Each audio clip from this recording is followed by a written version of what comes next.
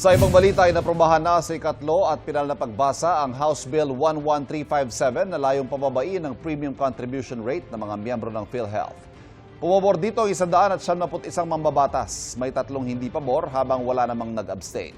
Sa ilalim ng panukala mula 5% ibababa ang premium contribution rate sa 3.5%.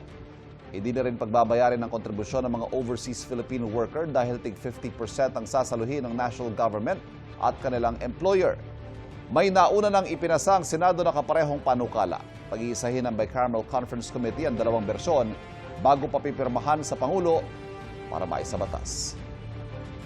Kapuso, huwag magpapahuli sa latest news and updates. Mag-iuna ka sa balita at mag-subscribe sa YouTube channel ng GMA Integrated News.